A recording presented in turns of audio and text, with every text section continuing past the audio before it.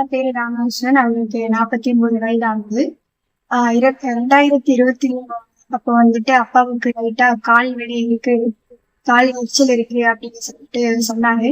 அது கூடவே காய்ச்சலும் ரொம்ப கடினமா காய்ச்சலும் இருந்துச்சு.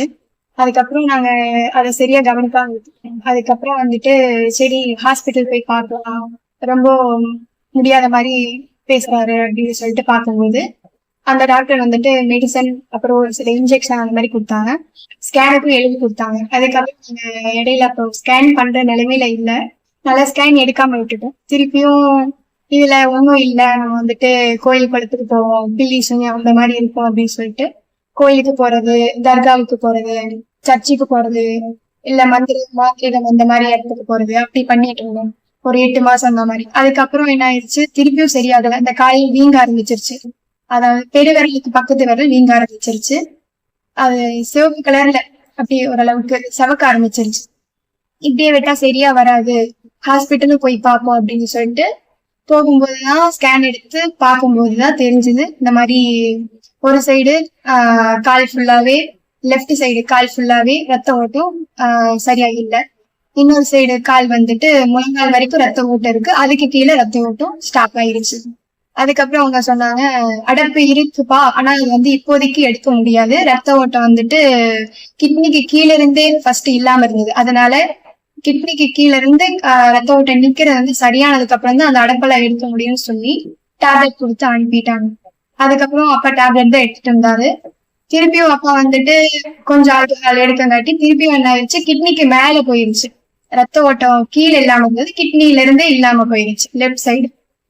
அதுக்கப்புறம் என்ன ஆயிடுச்சு, டாக்டர் கடைசி வரைக்கும் டேப்லெட் தான், எப்ப சரியாகுதோ அப்ப அந்த அடைப்பு எடுக்க முடியும், இந்த பிரச்சனையும் தீரும் அப்படின்னு சொல்லி சொன்னாங்க. அதுக்கப்புறம் இப்ப ரீசெண்டா ஸ்கேன் பண்ணி பார்க்கும் பொழுது மண்ணீரல் வீக்கமும் இருந்திருக்கு, லெப்ட் சைடு கிட்னி சுருக்க தொடங்க ஆரம்பிச்சிருச்சு. சரி இயற்கை மருத்துவம் பார்ப்போம் அப்படின்னு சொல்லிட்டு 9th செக் போஸ்ட்ல தெரிஞ்ச சார் ஒருத்தர் டாக்டர், அவர் மூலியமா சீஃபா நேச்சுரல் ஹெல்த் சென்டர் அங்க வந்தோம்.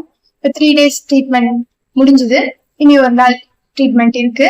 அப்பாவுக்கு இந்த 3 நாள்ல டயட் பிளான் சொல்லி கரெக்டான ஃபுட் வந்து கொடுத்தாங்க டாக்டர்ஸ். அதுக்கப்புறம் அந்த இதுல வந்து அப்பா முதல்ல வந்து தலைவலி இருக்கும், இடுப்பு கீழ் மூங்கு வலி இருந்தது, பாதம் வந்துட்டு எரிச்சல், அதுக்கப்புறம் கண்டங்கால் வலி, பேக் சைடு பெயின் இருந்தது, நடக்கும்போது சரியா நடக்க முடியாம, மலம் கழிக்கிறதுல அதுலயும் வந்துட்டு ப்ராப்ளம் இருந்தது, மோஷன் போறது, யூரின் போறது அதெல்லாம் சரியா நார்மலா இல்லாம ரொம்ப கஷ்டமா போற மாதிரி இருக்கும்.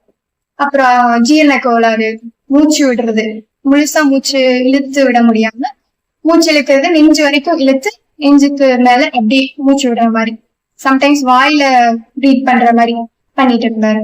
இப்ப இங்க வந்ததுக்கு அப்புறம் தலைவலி சரியாயிடுச்சு, முதுகு வலி பின்னாடி கொஞ்சம் கொஞ்சமா சரியாயிட்டு வருது, மூச்சு விடுறதுல பிரச்சனை இல்லை, சாப்பிடுறது ஜீரணம் ஆகுறது இதுவும் சரியாயிருச்சு. இப்போ டாய்லெட் கரெக்டா போறாரு, யூரின் கரெக்டா பாஸ் பண்றாங்க. தேங்க்யூ.